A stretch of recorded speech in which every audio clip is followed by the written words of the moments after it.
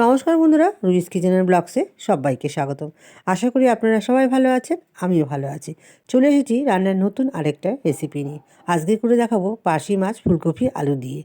তো প্রথমে পার্শে মাছগুলো ভালো করে ধুয়ে নিয়েছি, সাথে ফুলকপি আলুগুলো। একটা কড়াই বসিয়ে দেবো, তার মধ্যে পরিমাণ মতন তেল দিয়ে মাছগুলো আমি ভেজে নেবো। তো বন্ধুরা, আমার এই রান্নার ভিডিওগুলো যদি তোমাদের ভালো লেগে থাকে অবশ্যই একটা লাইক, কমেন্ট, শেয়ার আর সাবস্ক্রাইব করে দেবে। পাশে থাকা বেল আইকনটুকু অল করে দেবে। আমি যে সমস্ত রান্না প্রত্যেক দিন আমার রুবিস কিচেন ব্লগস চ্যানেলে ছেড়ে থাকি, সমস্ত রান্না তোমাদের কাছে পৌঁছে যাবে। কথা বলতে বলতে অনেকটা এগিয়ে চলে এসেছি। দেখো, মাছগুলো আমি ভেজে নিলাম কড়াইয়ের মধ্যে।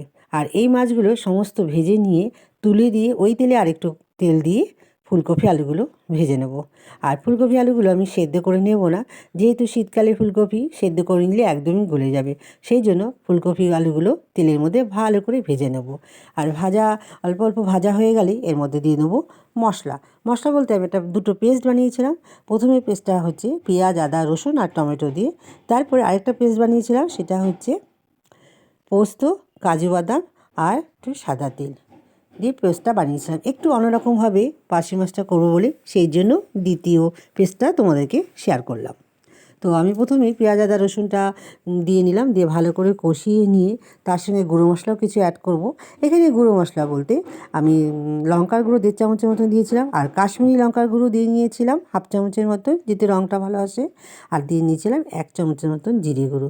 সব কিছু দিয়ে আমি ভালো করে কষিয়ে নেব, মশলার সঙ্গে আলুটা দিয়ে কাঁচা গন্ধ না করে।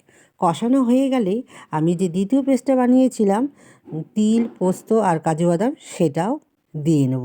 দিয়ে আবারও ভালো করে কষিয়ে নেব। কষিয়ে নেওয়ার পর পরিমাণ মতন আমি জল দিয়ে দেবো। আর একটু ফুটে আসলেই ধনে পাতা দিয়ে আমি নামিয়ে নেব। তো আমার রান্নাটা যদি ভালো লেগে থাকে অবশ্যই কিন্তু তোমরা একটু কমেন্ট করে জানাবে, আর বাড়িতে একবার বানিয়ে দেখবে। রান্নাটা খুবই ভালো হয়েছিল, খেতেও খুব ভালো হয়েছিল। শীতকালে গরম গরম ভাতের সঙ্গে খেতে খুবই ভালো লাগে। চলো, ভিডিওটা আজকে এখানেই শেষ করলাম। Tata, good night.